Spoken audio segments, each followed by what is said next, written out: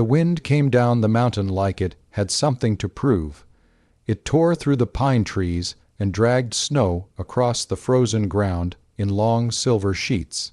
The town of Red Hollow huddled beneath the storm, small and crooked and tired of winter. Smoke crawled from chimneys. Horses stamped in protest.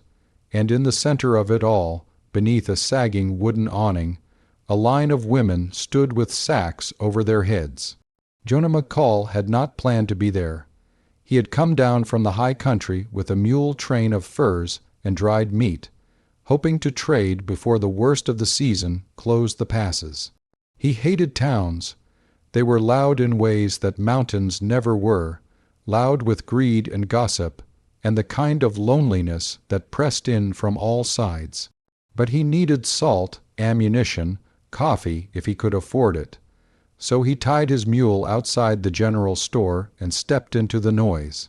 That was when he heard the auctioneer, rejected brides, contracts already signed, families paid for transport, healthy, strong, just need a man willing to take him. Laughter rippled through the crowd. Jonah felt something hard settle in his chest. He had heard of these arrangements lorder brides who came west chasing promises written in ink, only to find the men who'd sent for them had died, vanished, or changed their minds. The town would not waste a ticket or a body. They turned disappointment into spectacle. Why the sacks? Someone called out. Modesty, the auctioneer said with a grin that didn't reach his eyes, and to keep tender hearts from getting distracted. More laughter. Jonah should have walked away. He had spent 12 winters alone in the mountains. He trusted elk tracks more than people. The only voice in his cabin belonged to the wind slipping between the logs. He had told himself he liked it that way. But he found his boots moving closer. There were 5 women on the platform. They stood still as fence posts, hands clasped in front of them, coarse burlap sacks tied loosely around their necks. Their dresses were plain and travel, worn, snow collected at the hems, starting bid at $10. The auctioneer shouted. $10 was steep for a gamble. The men in the crowd shifted, evaluating like they were buying livestock. A few muttered, one spat, 5, someone offered lazily, 8, another countered, the bidding was half-hearted. Rejected brides were considered trouble, too independent, too plain, too whatever the original groom had decided was lacking. Jonah did not raise his hand. He stood in the back, arms folded, telling himself it was none of his concern. Then the 4th woman swayed. It was subtle, just a small tremor in her posture, but Jonah saw it. The sack on her head fluttered in the wind, and for a brief second he caught the shape of her shoulders beneath the dress. Thin. Too thin for winter. $3. A voice jeered. The crowd laughed again. Something in Jonah's gut twisted hard. He remembered another winter, long ago, before the mountain had claimed him. He remembered a farmhouse, a fever, and a sister who had grown too thin to survive the cold. 4, he heard himself say, heads turned. The auctioneer squelled $4 for the 4th bride. There was no enthusiasm in the crowd now, just curiosity. Who was foolish enough? Jonah stepped forward into clearer view. His beard was thick with frost. His coat was patched hide. He looked more animal than man. $4 going once. The auctioneer called. No one challenged him. Twice. The wind gusted. Sold. The gavel struck wood. Jonah did not feel triumphant. He felt exposed. He pushed through the thinning crowd and approached the platform. Up close, the woman seemed smaller than he'd thought. The burlap sack was coarse, tied in a simple knot. Her hands were bare despite the cold. He hesitated only a second before lifting her down. She was light in his arms. Take her. The auctioneer said cheerfully, pocketing the coins Jonah handed over. No returns. Jonah didn't answer. He led her toward his mule. The town resumed its noise behind them, already bored. They stopped beside the animal. Snow drifted sideways.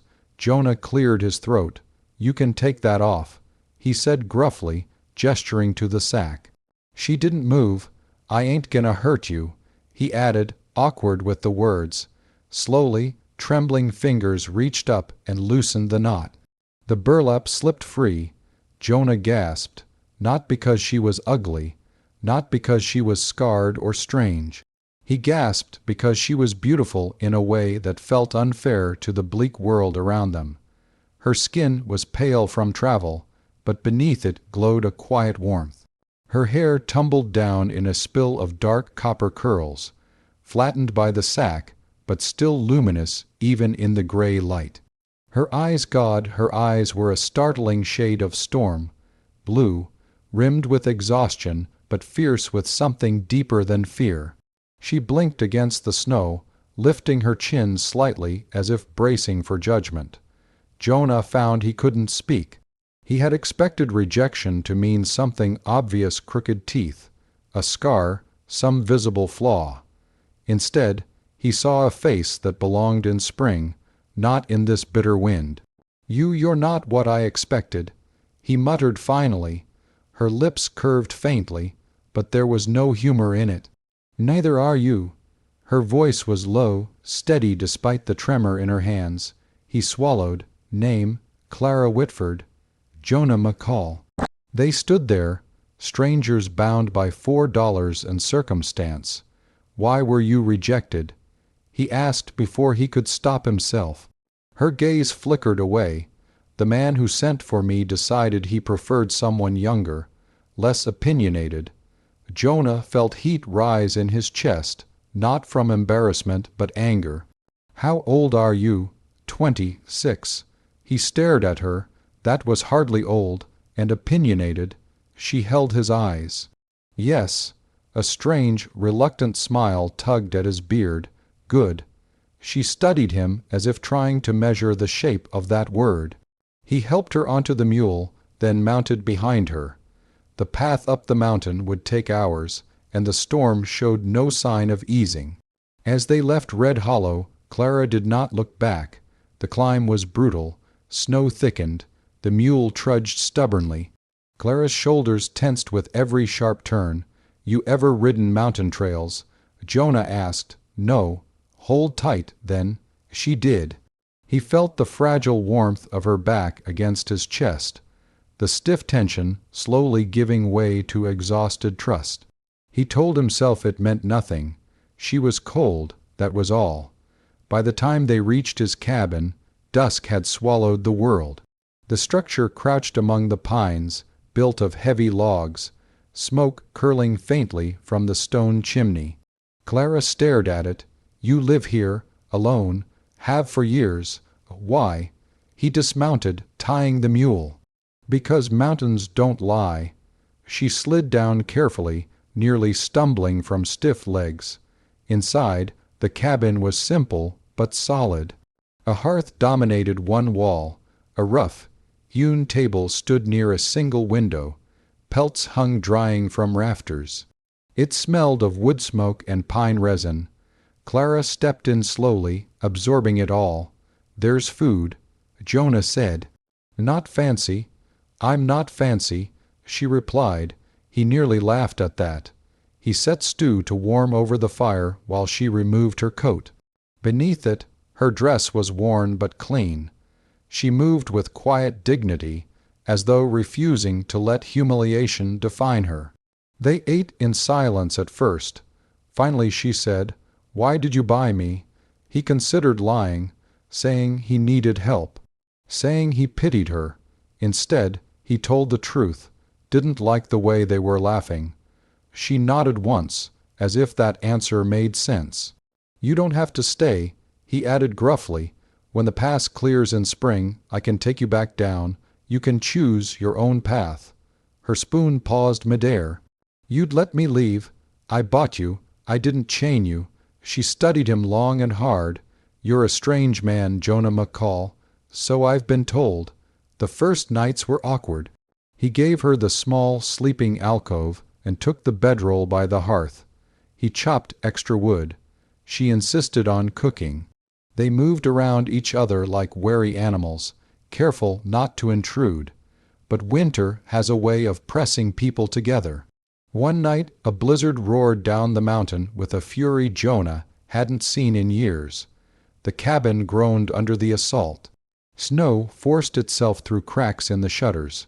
The fire sputtered dangerously low. Clara knelt beside him, feeding logs into the hearth. "Will it hold?" she asked. "It has before. But you've never had two lives in here." He looked at her sharply. She met his gaze without flinching. The wind screamed outside like something alive. At some point in the night, the roof beam above the door cracked under weight. Snow cascaded into the entryway.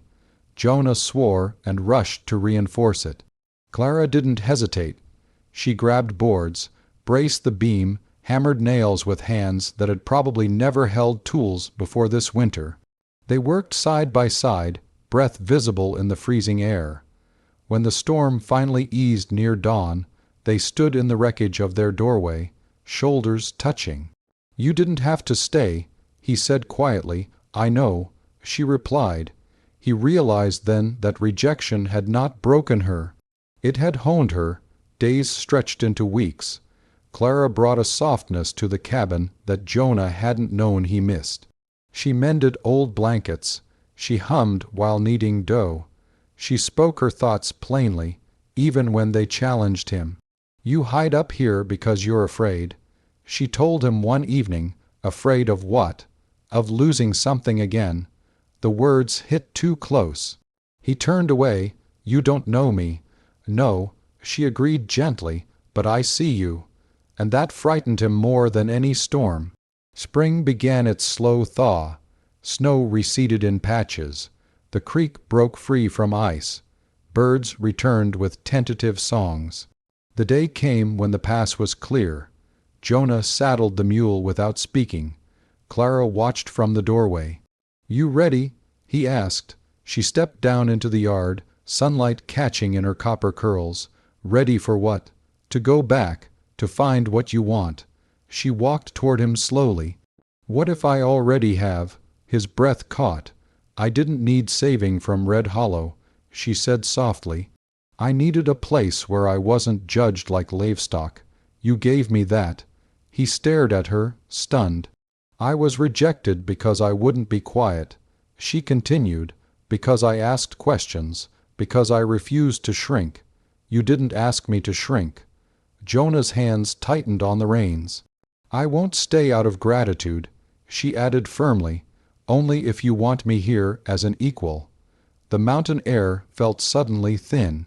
He stepped closer, boots crunching on melting snow. "I don't know much about being equal," he admitted. "But I know I don't want you riding down that pass." Her eyes shone, not with tears, but with something fierce and bright. "Then don't let me," she said. He reached up slowly, giving her time to pull away. She didn't. His rough fingers brushed her cheek, warm despite the lingering cold. He felt the steady strength beneath her skin, the life that had endured humiliation and winter and doubt. "I gasped when I saw your face," he murmured. She smiled softly. "Why?" "Because I thought they'd rejected you for being broken. And they rejected you for being strong." She leaned into his touch. "Good thing I'm a mountain man," he said quietly. "I know the value of strength." The wind moved gently through the pines, no longer furious but full of promise. Clara took his hand, not because he had bought her, not because she had nowhere else to go, but because she chose to stay. And up in the high country, where snow gave way to green and silence carried truth instead of mockery, two once lonely souls began building something neither had expected to find. Not a purchase, not a rescue, a partnership. And when the next winter came down the mountain, it found a cabin stronger than before, laughter rising from its chimney like smoke against the endless sky